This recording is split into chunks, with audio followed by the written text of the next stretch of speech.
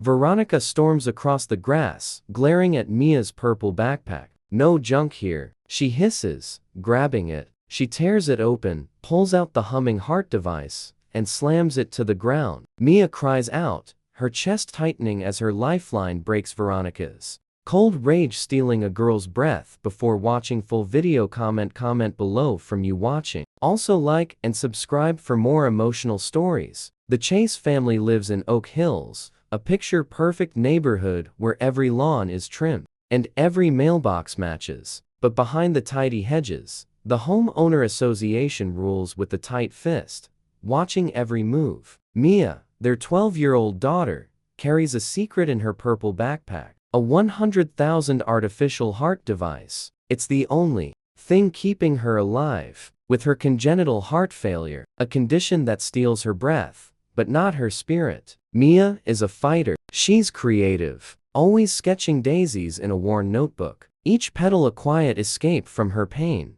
Her disability keeps her in a wheelchair some days, but her eyes sparkle with defiance. She dreams of running with other kids, not just watching them. Her courage makes you root for her. A girl who won't let a broken heart define her. Her parents, Landon and Emily, are warriors in their own way. Landon, a mechanic, has calloused hands and a heart scarred by years of worry. He's lost sleep fixing cars to pay for Mia's care. Emily, a nurse, knows every beep of a hospital monitor too well. She's drained from endless bills but never stops fighting for Mia. The Homeowner Association hasn't made it easier. They've gotten nasty letters about ugly things like Mia's wheelchair ramp, calling it an eyesore that ruins the neighborhood's charm. Then there's Veronica Steele, the Homeowner Association chairwoman. She's all sharp blazers and colder smiles, a woman who loves power more than people. Veronica fines kids for lemonade stands and bans garden gnomes for being tacky to her. Rules are everything. Families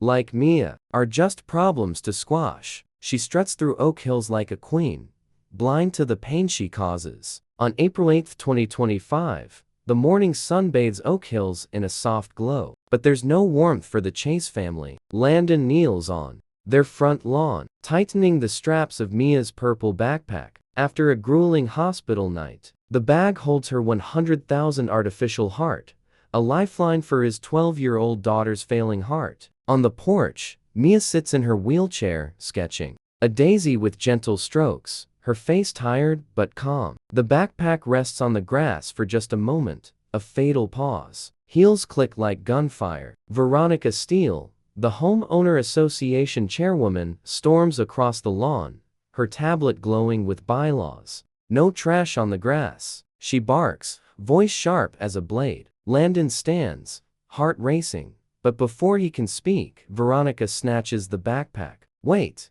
that's Mia's." He starts, but she's already tearing it open, her eyes gleaming with control. She pulls out the humming device, its faint pulse alive in her hands. "A toy," she scoffs, mocking its weight. Then in a flash of rage, she slams it against the curb. Metal cracks, wires snap, and the hum chokes to silence. Mia gasps, her small hands clutching her chest. "Dad," she cries, voice breaking as her heart nodes falter. Landon rushes to her, screaming, "You destroyed her heart, you monster." Veronica smirks. Rules don't bend. Mia's cheeks turn ashy, her breath shallow. Landon's hands shake as he fumbles for the backup battery, a tiny unit with only 30 minutes of power. He clips it to her port, praying it holds. Neighbors stare from their porches, some filming, none helping. Veronica strides off, heels echo, no guilt in her step. An ambulance wails in the distance, but Mia is fading fast. Landon holds her, whispering, "Stay with me, Daisy." The pain in his voice begs for justice. Someone must pay. The ambulance speeds through Oak Hills, its siren a scream that matches Landon's fear. Inside, he grips Mia's hand, her face pale against the stretcher. "Hold on, Daisy," he whispers, voice cracking. The backup battery on her chest beeps, each sound weaker, counting down the 30 minutes it can keep her alive. Mia's eyes flutter, too heavy to stay open, and Landon's heart twists. She's slipping away. At the emergency room, chaos swallows them. Doctors swarm, their words sharp. She needs a new artificial heart. It's 100,000, and we've got ours, maybe less. Landon freezes. 100 grand. They barely paid for the first one. He looks at Mia, tubes snaking from her arms, and feels helpless. Emily rushes in, her nurse's scrubs wrinkled from a double shift. Her eyes meet Landon's, wet with dread. "We don't have that kind of money," she chokes out. The doctor's face hardens. Without it, she won't make it. A call from the insurance company stabs deeper. The device isn't covered. A voice drones. "It's non-essential." Non-essential? Landon's blood boils. Mia's life is everything. Every tick of the clock feels like Veronica's smirk, her heels clicking away from the wreckage she caused. He clenches his fists, picturing her smug face, his anger building like a storm. In the hallway, a janitor mops the floor, his face tired but kind. He pauses, glancing at Landon. "Heard about your girl. That homeowner association woman fined me once for my beat-up truck. Cruel, she is." He slips a crumpled note into Landon's hand. "Joe St. Claire, attorney." He breaks people like her. Landon stares at the name, a spark igniting. Veronica won't walk away from this. She'll pay, he vows, voice low, his rage now a weapon. Mia's fight isn't over, and neither is his. Mia lies in the hospital, a temporary heart unit humming weakly under her skin. Landon sits by her bed, his eyes burning. With guilt and fury, he sees Veronica's cold smirk every time he blinks. The woman who nearly killed his daughter. No more, he thinks. He won't let her walk free. A name echoes in his mind. Joe Sinclair, the attorney who crushes bullies. Landon finds him in a cramped office, a grizzled ex-Marine with scars and a glare that says he's fought worse than Veronica. "She assaulted a disabled girl," Joe says, voice rough. "Destroyed her lifeline. We'll nail her for that and more." They storm the homeowner association office, a beige box where Veronica lounges, sipping coffee like nothing happened. She waves off Mia's pain as a little mix-up, her voice dripping with arrogance. Landon's hands shake, but Joe steps forward, slamming a folder on her desk. Inside are Mia's hospital records, proof her heart device was no toy. There's a video too, caught by a neighbor's camera. Veronica smashing the machine, laughing as Mia gasped for air. Joe adds Veronica's own emails. Cruel words calling Mia's wheelchair special. Needs junk. Veronica's face tightens, but she stays silent, her confidence cracking. That night, the video hits the internet. Mia's heart shattered. Trends as millions watch Veronica's cruelty unfold. Mia's collapse, her tiny body crumpling while Veronica sneered. Strangers online call her a monster, their anger a wildfire. Reporters swarm her house, cameras flashing as she ducks behind curtains, trapped by her own actions. Landon watches the news, holding Mia's hand. It's not enough yet, but it's a start. Veronica's world is shrinking, and he feels the first spark of justice. Fight isn't just for Mia, it's for every family Veronica broke. Landon's ready to tear her empire down. The courtroom buzzes with tension, packed with angry neighbors flashing cameras and hushed voices. Mia sits up front in her wheelchair, a faint hum from her temporary heart device breaking the silence. Her sketchbook rests in her lap, open to a daisy with jagged petals drawn with trembling hands. She's here to face Veronica, the woman who nearly stole her life. Landon grips the bench, his eyes locked on his daughter, praying this trial brings peace. Landon takes the stand,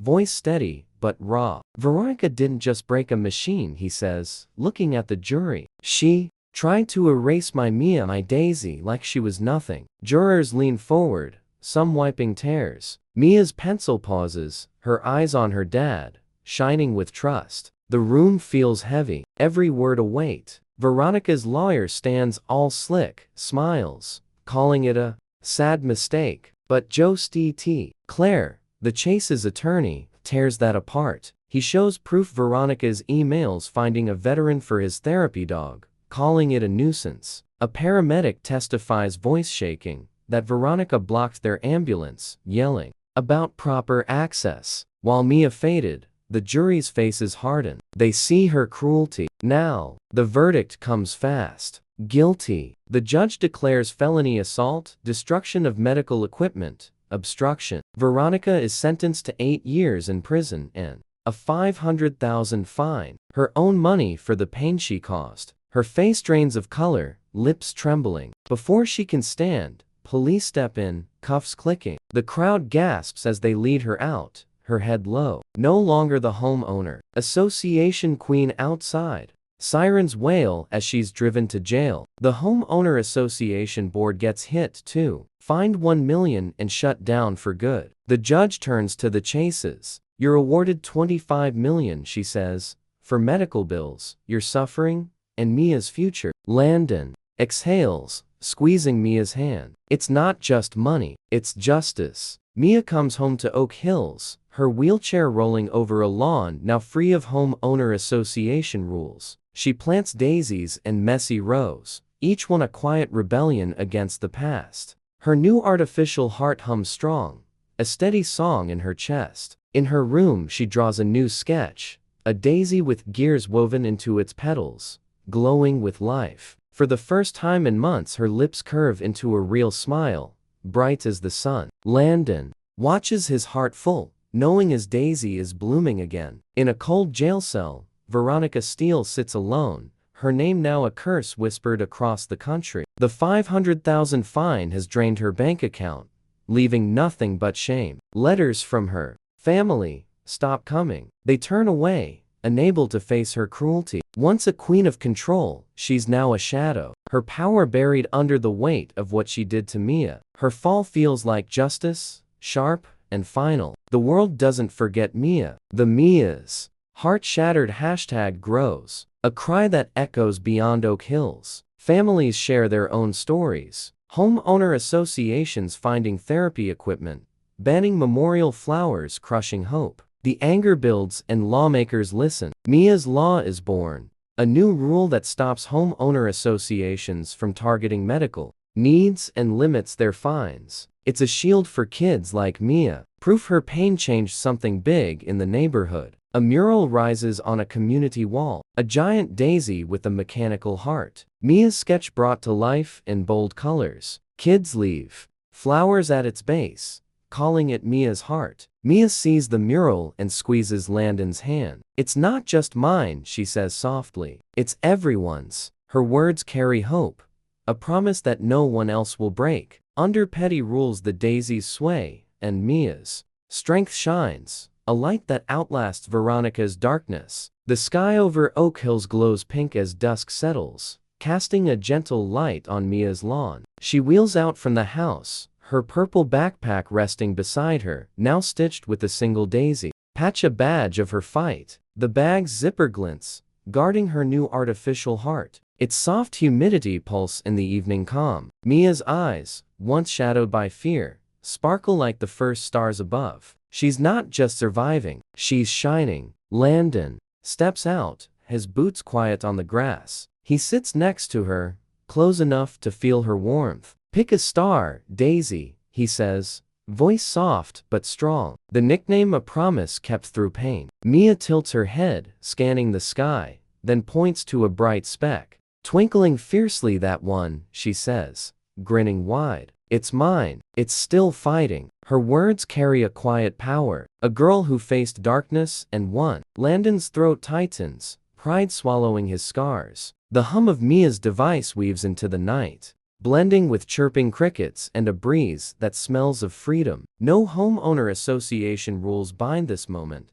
No Veronica to steal their peace. Her defeat lingers like a faint echo, her name forgotten while Mia's grows. The lawn, once a battlefield, now holds only daisies planted by Mia's hands. The camera pulls back, their silhouettes small against the vast sky, yet unbreakable. Text fades in, simple and true for Mia, whose heart beat louder than hate. The hum fades, but its strength stays, a reminder of a girl who turned pain into light, leaving the world a little kinder.